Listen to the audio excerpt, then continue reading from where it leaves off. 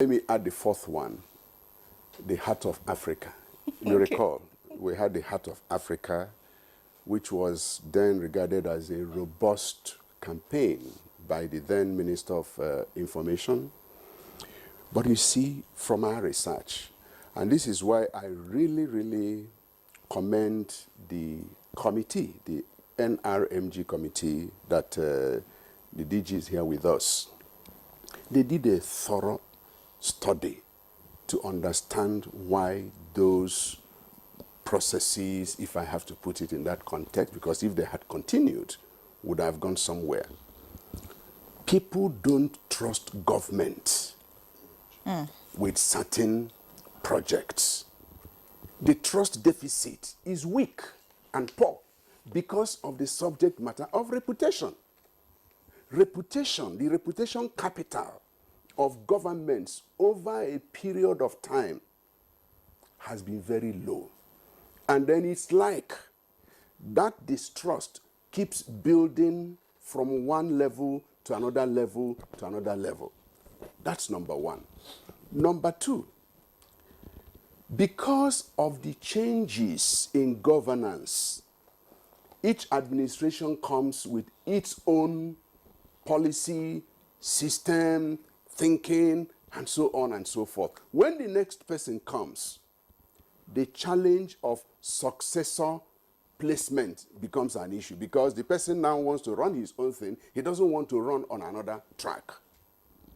What the NIPR has done is to bring together all that happened in the past under a private sector-led organization. And what will be the difference?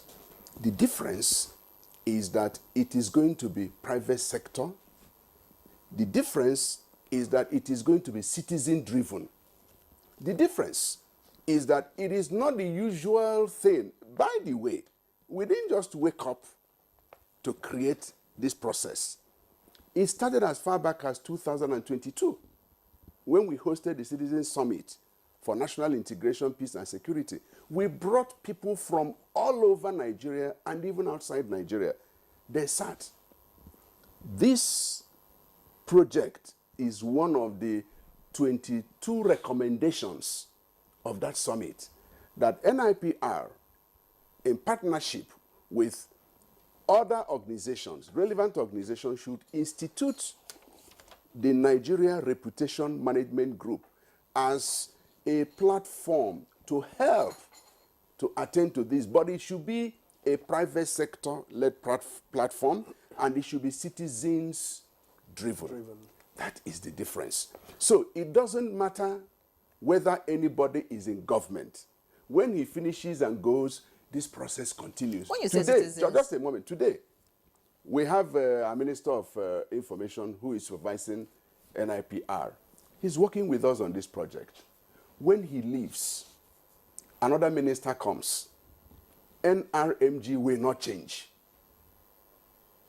We'll work with that minister. Another one comes. So by the time we take it, like Nkechi Ale Balogun said, over a period of time, consciously and deliberately, you will see that things will begin to change. And I'm glad that she talked about programming, because we must not fail to know that nations are programmed. Some nations are programmed to fail. Some nations are programmed to succeed. If you don't rewrite, first of all, unwrite and rewrite your program, you will continue to go deeper and deeper into the abyss, because that is how you have been programmed. We are now reprogramming the destiny of Nigeria, and we are doing it deliberately in a systemic form. Who do you think has the main ability to reprogram a country? Do you think a private entity can reprogram a private entity can initiate the process. Yes, because a private entity is part of the society. In fact, a private entity is in a better position to see what those in government are not seeing. I know where you're going. Policies are made by government, leadership issues, and so on and so forth. Yes. But have you seen, I don't want to call the country, have you seen this country that began a process in 1970. Fantastic country. But they discovered that they were not friendly people. They were not hospitable people. People were running away from them. People were avoiding them. Then some people came together, just like NIPR, and initiated a simple project that they called Social Country Hospitality Project. They mobilized the nation. They groomed the nation. They trained the people on their own. Government was forced to reckon with them because they became a force. And then government came into it. And today, you travel to that country to go and enjoy what they have in that country. It is a product of people's thinking from a private sector approach. We must not think that everything should be left in the hands of government. No, everything does not rise and fall in government. I know that some people say that in Africa, after God is government.